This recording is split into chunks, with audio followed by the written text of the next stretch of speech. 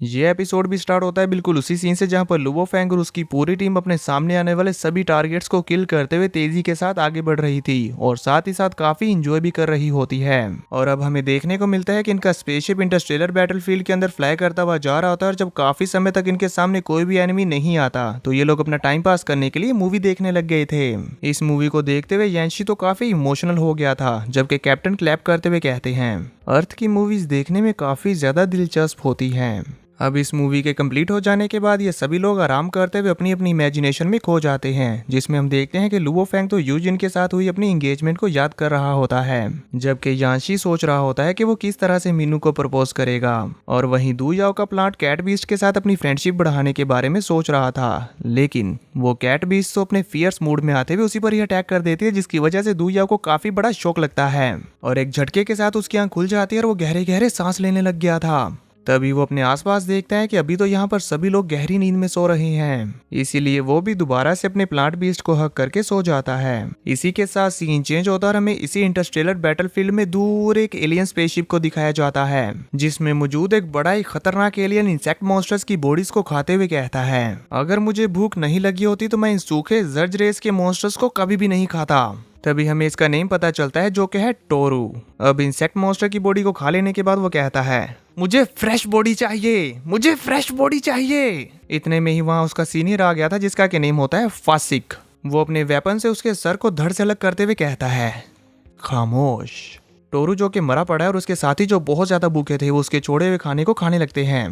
तभी वो सीनियर अपने मॉनिटर को चेक करते हुए बताता है यहाँ से 10 मिलियन किलोमीटर दूर एक बैटल वेव डिटेक्ट हुई है और वो तेजी से हमारी तरफ आगे बढ़ रहे हैं। थोड़ा सा इंतजार करो, लगता है हम जल्दी ही एक न्यू हंट पर निकलने वाले हैं। सीनियर जब ये बोल रहा था तो हम देखते हैं कि टोरुओ की बॉडी दोबारा से रिकवर होने लग गई थी और देखते ही देखते वो पहले के जैसा नॉर्मल हो गया था और अपने सीनियर की ये बात सुनकर वो ऐसा रिएक्शन देता है जैसे कि मानो उसका टेस्टी टेस्टी खाना तैयार हो गया हो। और फिर उसकी एक ईविल स्माइल के साथ ये सीन यहीं पर कट हो जाता है।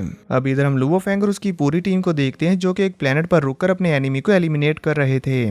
और ये हो जाने के बाद फेंग अपनी रिस्ट डिवाइस पर कैलकुलेट करते हुए कहता है हमारा टीम वर्क काफी स्मूथली प्रोग्रेसिंग कर रहा है।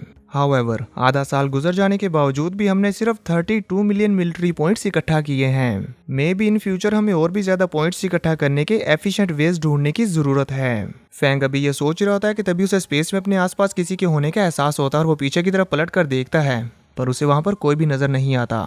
तभी कैप्टन वहां पर आ जाते हैं और वो फैंग के कंधे पर हाथ रखते हुए कहते हैं शायद तुम काफी थक चुके हो, जब हम इस लूट मार के सामान को ठिकाने लगा देंगे तो तुम जाकर आराम कर लेना। ये बोलकर कैप्टन आगे बढ़कर उस सारे इकट्ठा किए हुए सामान को ठिकाने लगाने लगते हैं कि तभी थोड़ी देर में फैंग के रिस्ट डिवाइस पर एक डेंजर अलर्ट आ जाता है, जिसे देखते साथ ही फैंग पीछे की तरफ पलट कर देखता है कि उसकी तरफ तो एक बहुत ही ज्यादा पावरफुल अटैक आ रहा है, जो देखते साथ उसने फौरन से अपनी टीम को आगाह कर दिया था।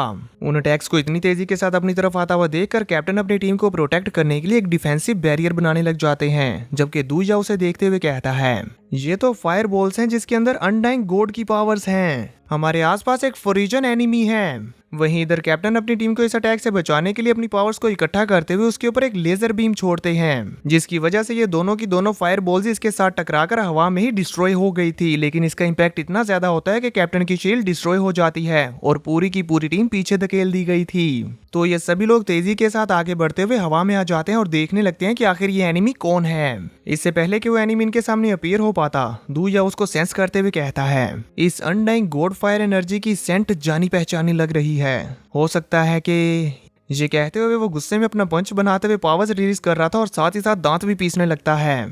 इधर फैंग अपनी ब्रेन फील्ड का इस्तेमाल करते हुए पता लगाने लगता है कि आखिर ये लोग है कौन। तो ब्रेन फील्ड का यूज करते साथ उसे फौरन ही मालूम हो गया था और वो हैरान होते हुए कहता है ये तो क्यूशी क्लैन के एनर्जी क्रिएचर्स हैं जो जंगली और खूंखार होने के लिए जाने जाते हैं। ये जिंदा लोगों को खाना एंजॉय करते हैं, इसीलिए इन्हें कहा जाता है कॉर्प्स ईटर्स।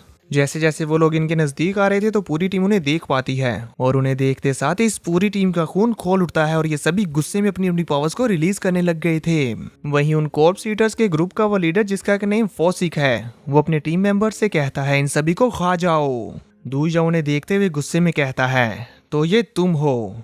इसी के साथ हमें दू याओ के नजरिए से एक छोटा सा फ्लैशबैक दिखाया जाता है, जिसमें हम दू याओ के 7th ब्रदर को देख पाते हैं, जो दू याओ से बिल्कुल मीनू की तरह ही प्यार करते थे। वो हर बैटल में दू याओ का ख्याल रखते और बुरी से बुरी सिचुएशन में फंसने के बावजूद भी दू याओ की हेल्प करते और वो उसकी बहुत ही ज्यादा केयर भी करते थे, जिसके चलते हम देख पाते हैं कि 7th ब्रदर दू याओ के बहुत ज्यादा करीबी बन चुके थे। और फिर बैटल में एक ऐसा मूवमेंट आता है जिसमें दू याओ की जान बचाने के लिए 7th ब्रदर को खुद का सैक्रिफाइस करना पड़ गया था, और ये सब हुआ था इन्हीं कॉर्प्स ईटर्स के साथ फाइट करते हुए, जिसकी वजह से अब हम यहाँ रियल में देख पाते हैं कि इनको देखते साथ ही दू याओ का खून किस कदर खोल उठा है। उसकी आंखें लाल हो चुकी हैं और वो गुस्से में जोर जोर से चिल्लाते हुए कहता है, ये वही है, ये वही है।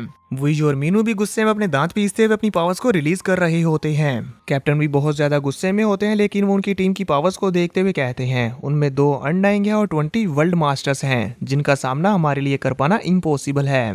पर इससे पहले कि वो कुछ भी सोचकर स्ट्रेटजी बना पाते, दू याओ गुस्से में अपनी पावर्स को रिलीज करते हुए चिल्लाते हुए कहता है, 7th ब्रदर, मैं आपकी डेथ का बदला लूंगा। ये कहते हुए वो अपनी फुल पावर और तेजी के साथ उस पूरी टीम का सामना करने के लिए अकेले ही आगे बढ़ गया था।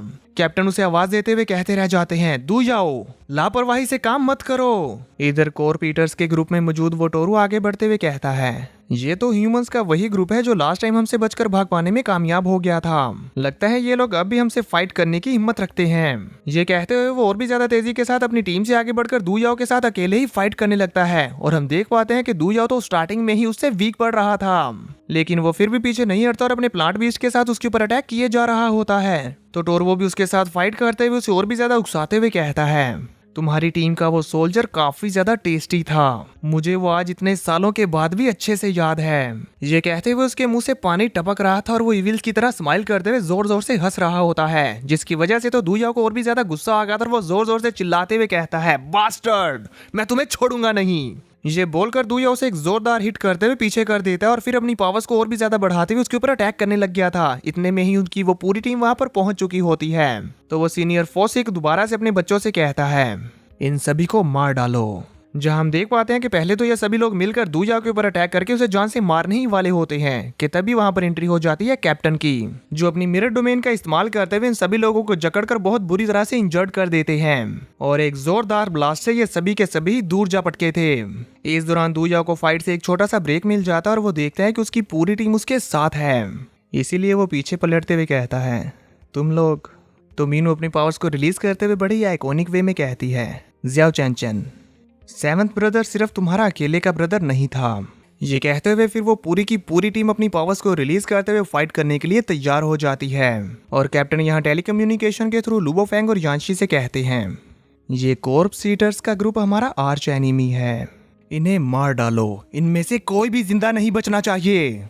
ये कहते हुए वो सभी लोग जोर जोर से चिल्लाते हुए उनके ऊपर अटैक करने के लिए आगे बढ़ जाते हैं और इन दोनों की एक घमासान फाइट शुरू हो जाती है, जिसमें हम देख पाते हैं कि कैप्टन तो उनके लीडर के साथ डायरेक्ट हेड ऑन फाइट कर रहे थे, और इन दोनों इमोर्टल्स की ये फाइट देखने लायक होती है। एक के बाद एक दोनों एक दूसरे के ऊपर भारी पड़ रहे होते हैं। इन दोनों की इस फाइट में दोनों को कुछ ज्यादा नुकसान तो नहीं हो रहा था, लेकिन आसपास के बहुत सारे प्लेनेट डिस्ट्रॉय होते जा रहे होते हैं, और हमें दिखाई जाती है इधर पूरी की पूरी स्पेस में हर तरफ डिस्ट्रक्शन ही डिस्ट्रक्शन। ये दोनों इमोर्टल्स एक दूसरे के साथ फाइट करते हुए एक दूसरे को ही जान से मारने की कोशिश कर रहे होते हैं, जबकि उधर हम दू याओ को देख पाते हैं, जो कि इनके छोटे मोटे वर्ल्ड मास्टर एनिमीज को तो यूं ही किल करता जा रहा था, पर वो दोबारा से रिकवर होते जाते हैं कि इतने में ही उसकी नजर पड़ती है टोरवो पर, जो एक जगह पर बैठा हुआ अपने वेपन्स को लिक कर रहा था। दू याओ को देखते ही वो अपनी पावर्स को रिलीज करते हुए कहता है, क्या तुमने मुझे याद किया? इस पर दू याओ चिल्लाते हुए कहता है, तुमने मेरे 7th ब्रदर को खाया। ये कहते साथ ही वो अपनी पावर्स को बढ़ाने के लिए कई सारे पोशंस का इस्तेमाल करते हुए अपने आर्मर के अंदर एब्जॉर्ब करवा देता है, जिसकी वजह से हम देख पाते हैं कि उसका वो प्लांट बीस्ट बहुत ही तेजी के साथ ग्रो करने लग गया था। जब उसका ये ट्रांसफॉर्मेशन हो रहा था तो वो साथ ही साथ कहता है, 3620 साल पहले 7th ब्रदर मेरी जान बचाते हुए मारे गए। तब से लेकर अब तक मैंने हर दिन पोशंस को बनाने में बहुत ही ज्यादा हार्ड वर्क किया है, पोशंस पर रिसर्च की, सिर्फ इस दिन का इंतजार करते हुए। वो सब कुछ जो मैंने किया सिर्फ आज के दिन के लिए, और अब मैं तुम सभी को नहीं छोड़ूंगा।